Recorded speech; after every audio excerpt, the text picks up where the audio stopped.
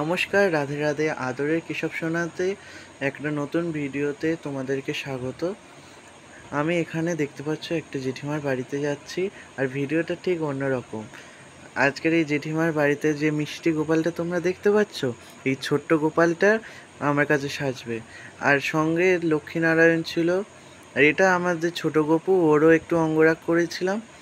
আর একজন রাগী মিষ্টি মহাদেবও ছিল। এখানে আমাদের কেশববাবু বসে আছে, আমি ওদেরকে ঝুড়ি করেই এনেছিলাম। আমি ঠিক জানতাম না যে মহাদেব ও লক্ষ্মীনারায়ণকেও অঙ্গরাগ করে সাজিয়ে তুলতে হবে। জেঠিমা প্রথমে বলেছিল শুধু গোপু সোনাকে, আর আমি তারপরে যখন গোপু সোনাকে আনতে গেছিলাম, তখনই জেঠিমা মহাদেব ও লক্ষ্মীনারায়ণকে দিয়ে দিলেন এবং বললেন সুন্দর করে সাজিয়ে তোলো, তুমি যেমন পারবে তেমনই করো। এখানে ছোট্ট গপুকে নিয়ে আপনাদের প্রিয় কেশবের কাছে গেলাম। কেশবের বুকে দেখ কি সুন্দর আদর খাচ্ছে। তারপর আদর করার পরে ওদেরকে আমি ভোগও দিয়েছিলাম। তারপরে ভোগ খাওয়ানোর পরে আমি সাধ্যমতো চেষ্টা করেছি তাদেরকে সুন্দরভাবে সাজিয়ে তোলার জন্য।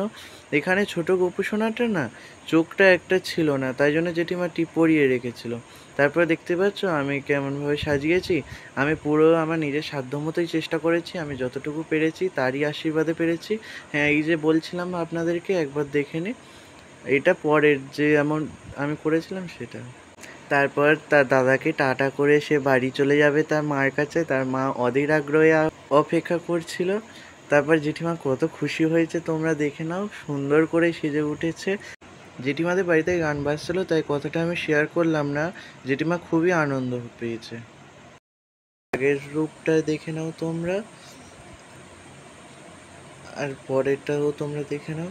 আমি তো কেবল নিমিত্ত, তারই ইচ্ছা না থাকলে তিনি কেনই বা আমার কাছে সাজবেন। তিনি নিজেই নিজেকে সাজিয়ে তুলেছেন, আমি তো কেবল উপলক্ষ। আর এখানে মহাদেবও দেখুন, আমি পালিশ করে নিয়েছি, নিয়ে তারপরেই রং করেছি। আর কি মিষ্টি লাগছে না? আপনাদের এই অঙ্গরাগ ভালো লাগলে আপনারা একটা কমেন্ট করবেন।